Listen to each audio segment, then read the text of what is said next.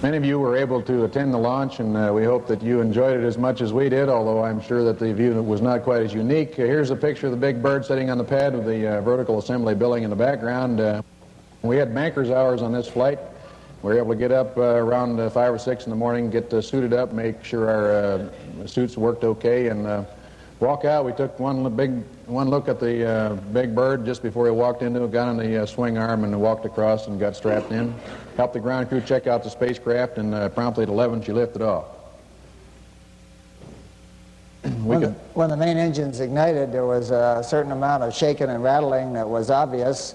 I was wondering if the solids had ignited, but when they touch off, there's no doubt. There's a tremendous feeling of commotion and power down there behind you, and a relentless push that just adds up to the ride of a lifetime. There's nothing that will ever even remotely approach the feeling of first stage on the solids. From my right-hand window, lying on the back, this is the view if you turned your head 90 degrees to the right and watched. Had a camera pointed out that way. You can see the roll maneuver. Then we went into the very thin overcast and quickly popped out the top. Like Gordo said, it was the ride of a lifetime. Lots of vibration, lots of dynamics, and just a relentless push for 8.5 minutes into orbit. Just was a continuous, endless acceleration and push all the way up there. We were able to perform our functions and talk and do our job, but we knew we had a tiger by the tail. The first stage, of course, burned for about 2 minutes and 6 seconds.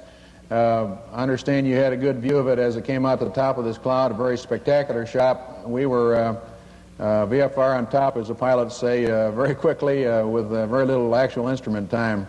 The roll maneuver was performed precisely, and we got the separation of the solid rocket motors at 2 minutes and 6 seconds. And we didn't feel it or hear it, but we did see that flash of flame around the cockpit as the solid rockets were jettisoned and parachuted into the ocean, where they were picked up so that they can be refurbished and used again. This is a close-up picture of the solid rocket motor breaking away from the external tank. It's interesting that as soon as the solids burn out and are jettisoned, everything smooths out absolutely as smooth as glass. It's the nicest ride, smoother than any airliner any of you have ever flown on. We got the main engine cut off at 8 minutes and 34 seconds. We waited for the external tank to be jettisoned. This is an underneath picture of the tank being jettisoned and falling away from the spacecraft. Shortly thereafter, we ignited the maneuvering engines to put us into orbit. We made 2 firings of the orbital maneuvering system. So after about 45 minutes, we were in orbit and able to open the payload bay doors. If you look quickly, that's Los Angeles, the South Bay, Palos Verdes Peninsula, then on down to San Diego. Then a few seconds later, that's the Salton Sea and the Imperial Valley in California, which greeted us as we opened that first payload bay door.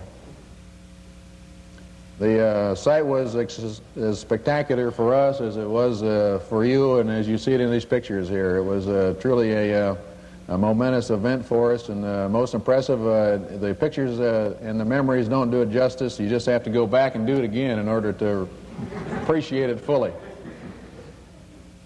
The morning of the first day was when we first got the remotely controlled arm made by the Canadians into business. Second day, actually, Jack, if you remember. And Jack had discovered some tile missing out in front of the windshield. If you notice those square, irregular patches in front of the windshield, those are actual missing white tile. So we moved the arm up and got it over to the right-hand side and looked along on a kind of a grazing angle here, but had a view and found some more tile missing. However, those were relatively insignificant. As it turned out, on entry, I've heard the number that the highest temperature noted on the top in the area of the missing tile was only 140 degrees or so. Actually, the tile didn't slow us down much. We knew that lots of people would be concerned about it, and so we erased it from our thought and went on to do the other business. We did have some venting from one of the main engines that was with us for about 2 to 3 days, which we reported, and it was determined what the venting was. This is the way it looked, however, when the sunlight shone on it with a dark background. And as I mentioned, after about 2 or 3 days, it went away.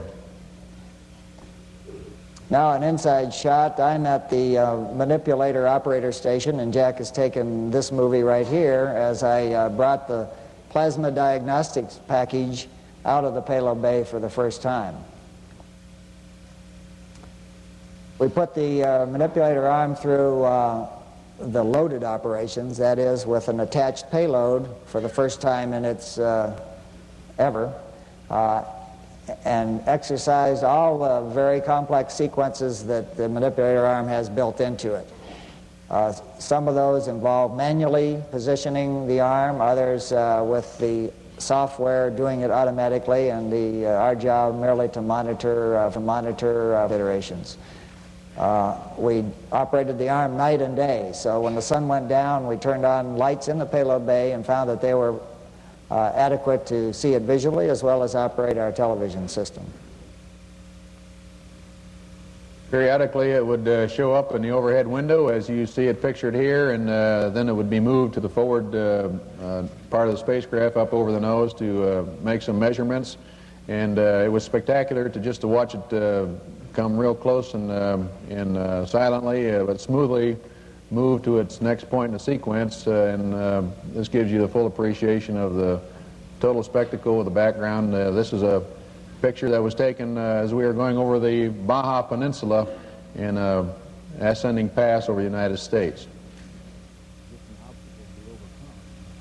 I'm bringing the plasma diagnostic package back in to latch it back down in its mounting mechanism, and this was one of the big questions on the flight, how well that mechanism would work. We found that the task was much easier than it had been done during any of the ground tests. In fact, the whole thing, which had been anticipated and planned to take maybe as much as 30 minutes, we did on 3 separate occasions in less than 5 minutes each time. And finally, here you see the arm being put back down in its cradle, its mounting mechanism, and this in a backup mode, which is the crudest mode. If the whole primary system failed, we tested that backup mode and found that that whole thing of cradling the arm and rolling it inboard, as we're doing here, was very easily done, even with the lack of instrumentation that the backup system gives you. One of the things we really enjoyed the most about being there was the ability to get around very quickly and easily. We could be anywhere in the spacecraft in a flash, and this is the head-first approach down through the hatch and down to the mid-deck where we had these stowage lockers in which we had lots of apparatus, equipment, clothing, and books and other kinds of things that we needed. If you didn't like the head-first approach, you could always do the feet-first one and glide down just about that quickly and be right where Mission Control wanted you to be. We had a number of experiments in the cabin to take care of. This is the plant growth unit that operated perfectly through the entire mission. We would read the temperature in the 6 plant growth compartments 3 times a day and read those back to the ground. One of the things that you'd all enjoy is the ability to manage packages very readily and easily up there. No need to set anything down, you just leave it float in space. Here I'm working the electrophoresis experiment. I've taken one of the sample columns after it's been frozen in the main apparatus and stowing it in a holder and putting it back in a liquid nitrogen cooled freezer that we had that kept that frozen throughout the remainder of the flight and the trip back to Houston. We had a hygiene area in which we could wash up, shave, brush our teeth, and so forth, and we had soap and running water, so it was very easy to keep yourself clean. And here's a picture of Gordo establishing himself in that area. And why don't you move the coat there, Gordo, and get it out of the way? Thank you. And of course, one of the things Gordo had to do was brush his hair every morning.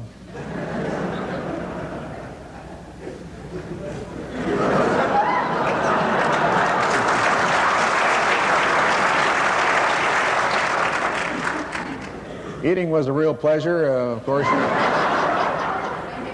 It's impossible to knock your milk off the table up there, kiddos. There's no way to get in trouble with Mom. You just leave things float around, and when you want them, you just grab them out of thin air, and you can eat standing on your head or however you please. When you say eating was a real pleasure and you hear it from Jack Lousma, you can believe it. He really means it. Most of the food that we had was mixed with water, and then we had a heater we could put it in if we wanted to make it warm.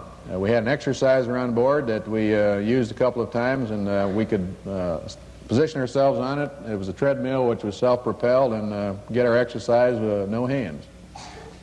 In the 10 minutes I ran on this treadmill, I think we should figure out the number. Something like 3,000 miles we traveled. Here's a man who ran 3,000 miles in just a few minutes.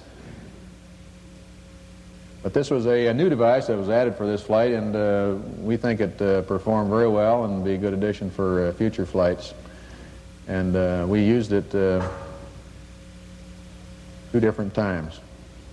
We took the whole exercise thing very seriously. As you'll see, this was not the only thing we did to keep in shape.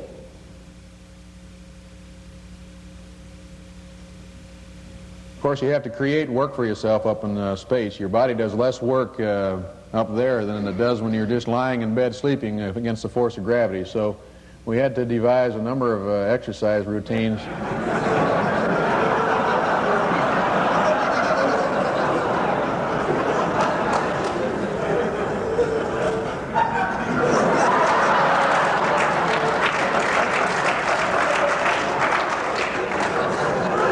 Weightlifting and balancing act here.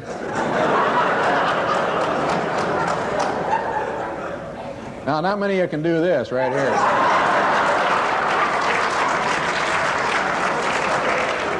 He doesn't put them on one leg at a time like everybody else. As soon as I get this down, I'm going to get a Dorothy Hamill wig and try out for the ice bucket. And, of course, Marines aren't happy unless they do their push-ups every day. That wasn't too tough, so, you know, look, one arm. And if you want to, you can do foot-ups.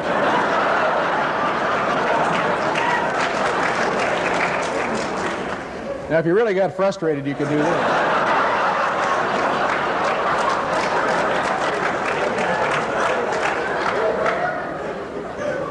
Well, you really can see we didn't do much work up there, and finally came time to come home. So we got the payload bay doors closed and got a wave off for mission control. But finally the next day they decided they'd bring us in anyway, and here are a few shots that many of you were able to witness from the ground personally of the orbiter making its approach and landing at Holloman at White Sands Northrop Strip there. Near Holloman Air Force Base, who provided lots of support for the whole operation there. The entry was as spectacular as the boost was in terms of dynamics and sensation and excitement and high adventure. It was a machine that slowed down from 25 times the speed of sound to 0 in about 25 to 30 minutes, and it felt like it just had the brakes on all the way, and the most spectacular quick tours at low altitude and high speed of the United States anybody will ever have. The airplane was flown manually from about 40,000 feet down to about 10,000 feet. Here's a picture out Gordo's window of what he saw from inside. We're just rolled into the right bank, turning the 90-degree turn from our approach heading onto final approach. And as you see the White Sands come into view and look closely, the runway will become visible, but then go out of sight again. There's the approach to the runway right there. But because of the strong westerly wind, we had to crab to the right. Right now, Jack is engaging the audio system, and you can see it making a quick correction to the right, then back to the left. But with that correction for the wind drift, it's hiding the view of the runway until we get down here a little closer, and you'll be able to see our aim point come into view. You'll see a triangle and a rectangle. We were actually aiming for the rectangle, and there's some lights in there, not readily visible till just about now, that helped us determine that the guidance system had us exactly on the proper glide slope. Okay, we got it firmly established on the inner glide slope, and then took over manually and made the landing and the rollout. We used the whole runway, although we didn't have to. It would have been possible to have stopped much sooner had it been necessary. And here is a final shot of the final part of the approach. Gordo got the wheels down at 275 knots, right on the money, and we broke the rate of descent right in here, and then landed and made the rollout. I noticed that the nose wheel was going down a little more quickly than I wanted it to, and had to hold it off some. In doing so, I over-rotated a little bit, kind of popped a wheelie there, but no harm done. And the Columbia made a good smooth rollout. At the end of it, we made a little nose wheel steering test and stopped it before the end of the drawn-out runway, although, as I mentioned, we just used very light braking and could have stopped it much more quickly. We assisted the ground personnel in securing the spacecraft and shutting down some of the systems. Finally, they decided to let us out, in spite of the fact that we wanted to stay a little longer, and met the sunshine there at the White Sands Missile Range. And we apparently picked the right time to come, because the wind kind of abated and let up for us, although it picked up later. The support at White Sands was incredible, and it was a great team effort with NASA, contractor people, and the Department of Defense to provide landing opportunity there in a very short time. So it's a tribute to our whole American team for the way that the final part of our flight worked out.